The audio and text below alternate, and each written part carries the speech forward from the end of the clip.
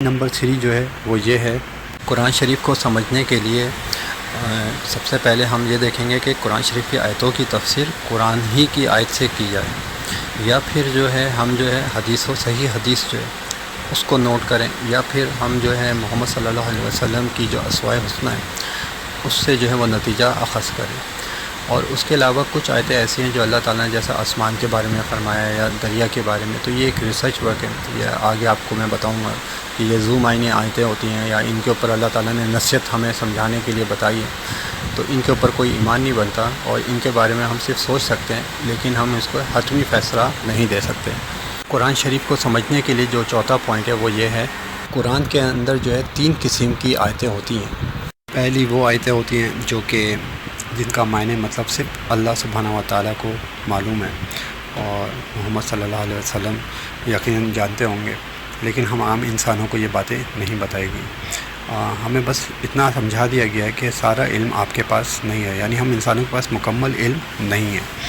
جیسے روح کا معاملہ ہے، جیسے آج بھی سائنس کہتی رہتی ہے کہ جی موت ہو جاتی ہے، لوگ مر جاتے ہیں، کیوں مرتے ہیں کچھ پتہ نہیں ہے۔ جیسے ہمیں پتہ ہے کہ ایک گاڑی ہے، اس کی بیٹری خراب ہو جاتی ہے اور وہ گاڑی سٹارٹ نہیں ہوتی، ہم جاتے ہیں دوسری بیٹری لگاتے ہیں، وہ چل پڑتی ہے۔ اسی طریقے سے پیٹرول ختم ہو جاتا ہے، پیٹرول دوبارہ ڈالتے ہیں، وہ چل پڑتا ہے۔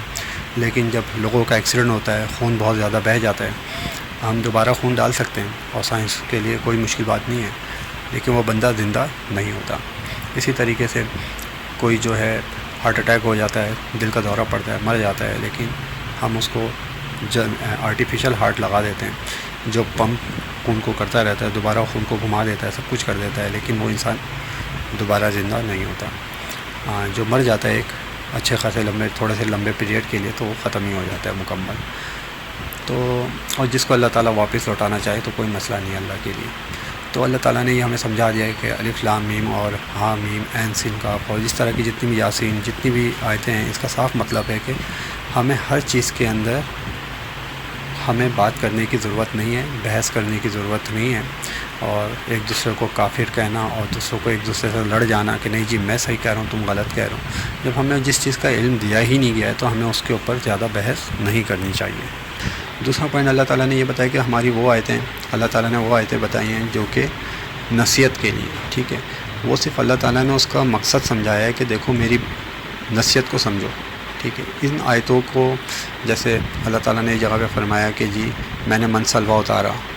یہودیوں کے اوپر، اب یہاں لوگ عوام لڑ رہی ہے بیٹھ کے کہ نہیں جی مچھلی اتری تھی، کوئی کہہ رہا ہے گندم اترا تھا، کوئی کہتا ہے کہ نہیں جی پھل تھے، انجیر تھا، کوئی کچھ۔ تو یہ ساری بحثیں کرنا بیکار ہے، ٹھیک ہے۔ اللہ تعالیٰ کا بس کہنے کا مطلب یہی تھا کہ میں نے آسمان سے ان کے لیے کھانا نازل کیا تھا، انہوں نے کھاتے تھے وہ اور خوش رہتے، لیکن انہوں نے سوالات اٹھا دیے۔ تو ہمیں اللہ تعالیٰ کی جو بھی نعمتیں عطا ہوں اس کا شکر ادا کرنا چاہیے، نہ کہ اس پہ سوالات اٹھائیں۔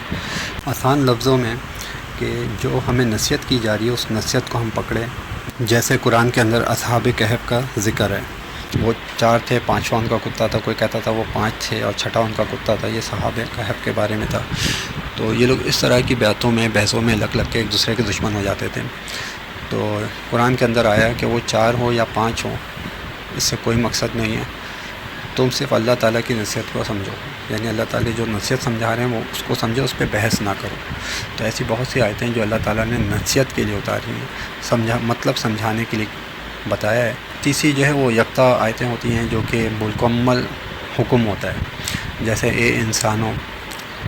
ٹھیک ہے، اے مسلمانوں، اس طرح کے الفاظ ہم سنتے ہوئے آتے ہیں، یا ایھا الذین آمنوا، اور اس طریقے سے اللہ تعالیٰ نے کئی جگہوں پر مسلمانوں کو، انسانوں کو پکار کے یہ الفاظ کہیں کہ تم لوگ، یا پھر ڈائریکٹ حکم دیا کہ تم لوگ جو ہے جیسے شراب سے کہ تم لوگوں کے لیے شراب حرام کر دی گئی، یا نشہ حرام کر دیا گیا ہے، ٹھیک ہے، تو اس میں شراب بھی آ جاتی، سب چیزیں آ جاتی۔ تو یہ جو چیزیں جو کہیں گئی ہیں نا، جو بیان کیا گیا ہے، تو یہ مکمل حکم ہے،